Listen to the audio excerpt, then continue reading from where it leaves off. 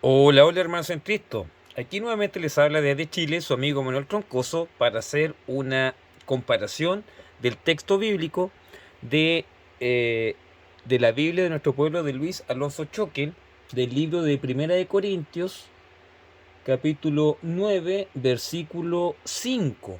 Capítulo 9, versículo 5 que nos pidió un amigo suscriptor. Primero que todo les quiero decir que la Biblia de nuestro pueblo, esta Biblia que es la misma Biblia del peregrino que yo tengo acá y que ya hemos revisado, esta está realizada para América Latina. Y la Biblia del peregrino, esta que tengo aquí, es una versión resumida de esta, que es la Biblia del peregrino, en este caso sería la del Nuevo Testamento, que está compuesta por 3 tomos y que voy a explicar en un video posterior.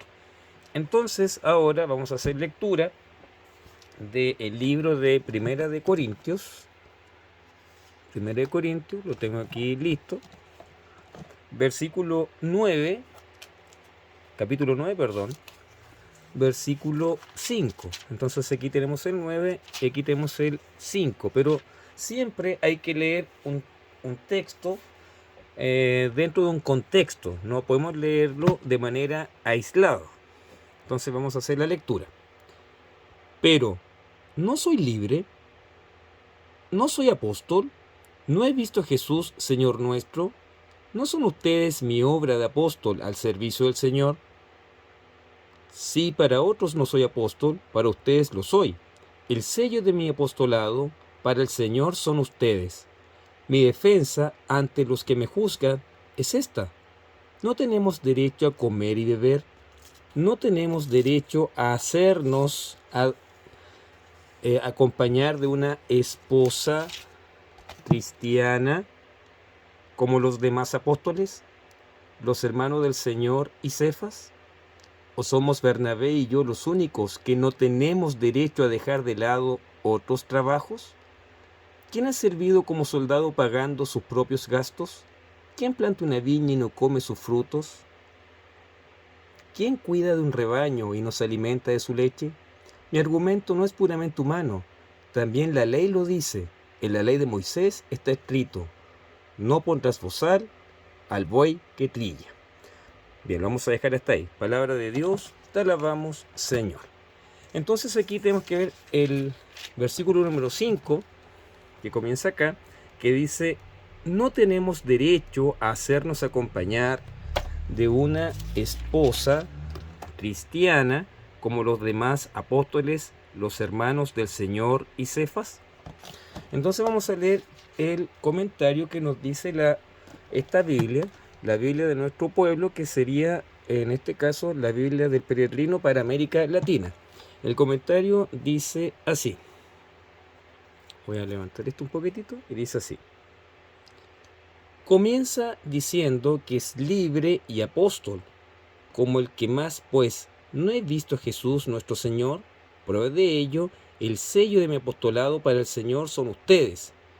Enumera después los derechos de los que podría estar disfrutando en su calidad de apóstol y a los que ha renunciado libremente por el bien de la comunidad, como comer y beber, a expensas a expensas de la misma comunidad, o ser acompañar sus correrías apostólicas por una esposa cristiana, como los demás apóstoles.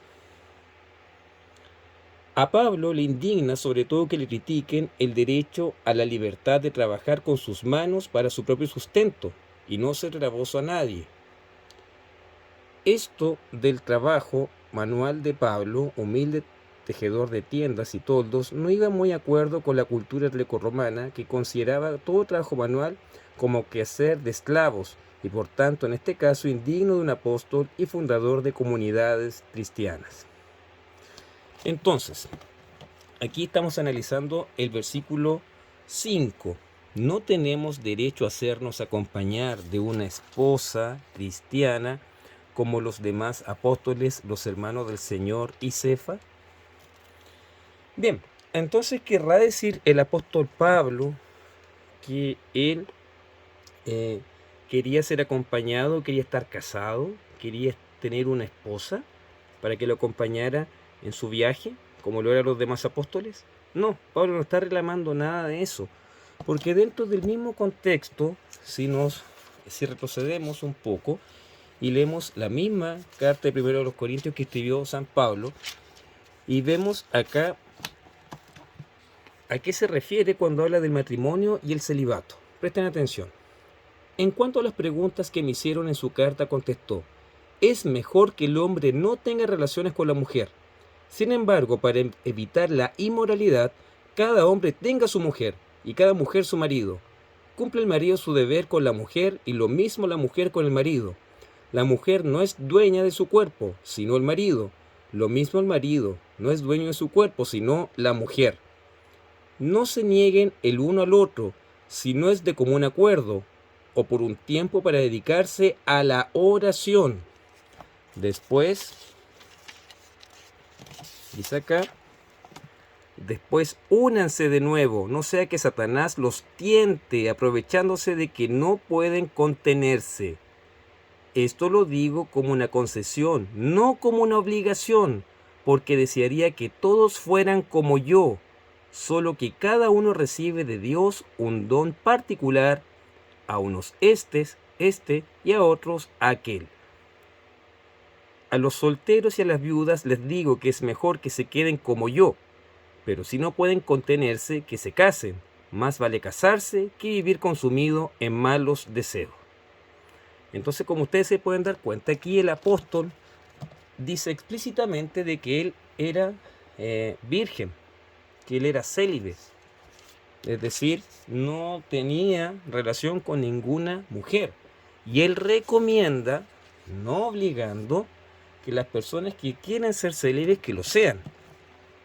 Que lo sean. Entonces, yo me pregunto, las personas que tienen el don y que quieren ser sacerdotes y reciben el llamado del Señor, ¿están obligados a ser sacerdotes? No. Ellos van por su propia voluntad, porque sienten el llamado del Señor. Sabemos que hay muchos sacerdotes que han caído en la tentación, pero eso no quiere decir de que muchos y la gran mayoría sí ha cumplido con la ley del celibato, que se hace voluntariamente. Ahora, cuando habla el texto, recordemos que estamos viendo 1 Corintios 9, versículo 5, en donde dice: no tenemos derecho a hacernos acompañar de una esposa cristiana como los demás apóstoles. ¿Querrá decir este texto que estos apóstoles tenían que ir acompañados por mujeres para tener relaciones sexuales? ¿Y Pablo está reclamando esto? No, no está reclamando esto. Si vemos el comentario de Schöckel, porque algunos pueden pensar que Schöckel tradujo este texto de esa forma porque los apóstoles y San Pablo quería tener una esposa para tener relaciones al igual que otros apóstoles. Veamos lo que dice el comentario del 9, estamos en el 9, versículo 5-6, donde dice, acá lo vamos a ver el comentario: se pueden recordar las mujeres que acompañaban a Jesús en su ministerio. Entonces vemos el comentario claro que nos dice Schöckel. Jesús también realizaba su ministerio acompañado por mujeres, y estas mujeres acompañaban a los apóstoles para tener relaciones sexuales con ellos. Sabemos claramente que no. Entonces, no debemos confundir la palabra del Señor por algún texto, como lo pretenden hacer algunas personas. Ahora, si nos vamos a la Biblia del Peregrino, aquí lo tengo marcadito, vamos a leer el 9.5, aquí, 9.5, voy a sacar esto. Aquí dice el mismo comentario: se pueden recordar las mujeres que acompañaban a Jesús en su ministerio, y hace referencia a San Lucas 8, del 2 al 3 y 24, versículo 22. A ver si hacemos lectura entonces de ese texto, Ya, pues lo vamos a buscar de esta Biblia, que es la más resumida. Entonces vamos a buscar Lucas 8. Lucas 8.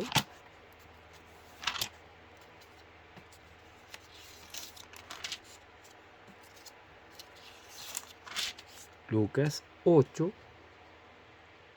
2 y 3.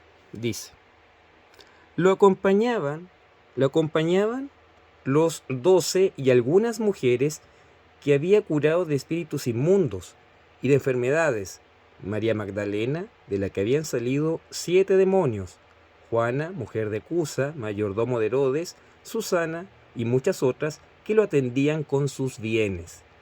Entonces, estas hermanas acompañaban a los apóstoles, tanto en el texto de 1 Corintios como en el texto de Lucas, acompañaban a los apóstoles para poder ayudarles y servirles en el ministerio. Y como muy bien lo dice aquí, y los atendían con sus bienes. No eran acompañantes sexuales o parejas de ellos. También es indudable de que habían algunos apóstoles que en una primera etapa estaban casados. Eso no se discute.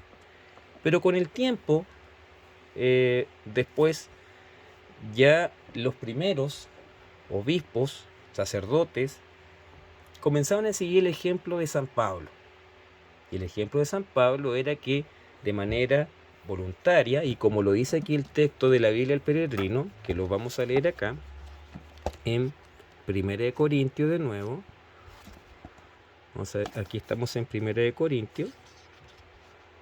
Esta es la versión de estudio, recuerden. Pero vamos a leer aquí el 7. El 7. El comentario del 7 que ya les leí del anterior. Toda esta sección se refiere a casados. En el extremo opuesto de los que proclamaban el amor libre se encuentran los que excluyen el matrimonio o las relaciones sexuales dentro de él. Pablo afirma la doctrina de Génesis 2:18 sobre la entrega mutua. Recuérdese cantar de los Cantares 4:16, entra amor mío en tu jardín. 6:3, yo soy de mi amado y mi amado es mío. Y 7:11, yo soy de mi amado y él me busca con pasión. Aquí está defendiendo la bendición del matrimonio, tal como el Señor lo hizo en Génesis 2:18. En el Antiguo Testamento se cita como caso excepcional el celibato de Jeremías, impuesto como acción simbólica al profeta. La continencia periódica para la oración es paralela del ayuno. Ya en esta primera sección se aprecia la igualdad que defiende Pablo entre marido y mujer. El deber es mutuo, el acuerdo es mutuo. Pablo propone el celibato como carisma, no como ley. Y carisma significa don gratuito de Dios. Pablo no concibe el celibato como proeza del esfuerzo y el control humano. Entonces, lo podemos ver aquí, que Pablo lo concibe como un carisma, como un don gratuito de Dios que deben tener los sacerdotes en el momento de que ellos entregan su vida al Señor y deciden ser célibes para seguir para dedicarse exclusivamente a su ministerio. Entonces aquí está la respuesta de 1 Corintios 9 capítulo 9, versículo 5. Más adelante haré revisión de la Biblia del Peregrino. Esta consta de 3 tomos, es una Biblia hermosa, ¿ya? Pero aquí si vemos las explicaciones, nos damos cuenta de que Choque lo tenía claro. Tenía muy claro de que el apóstol Pablo fue célibe. Él no deseaba tener mujeres que le acompañaran para tener encuentros sexuales. Y que en el caso de los primeros apóstoles que sí tuvieron mujeres, eso no quiere decir que el resto las tuviera, ya que el celibato surgió con el tiempo, y ese era un don que solamente lo recibían algunos y que desean dedicarse plenamente al ministerio de Jesús y que siguieron su ejemplo, ya que nuestro Señor tampoco tuvo esposa y solamente se dedicó a predicar la palabra del Señor. Bien, recuerda suscribirte, hermano, en mi canal. Marca la campanilla, comparte.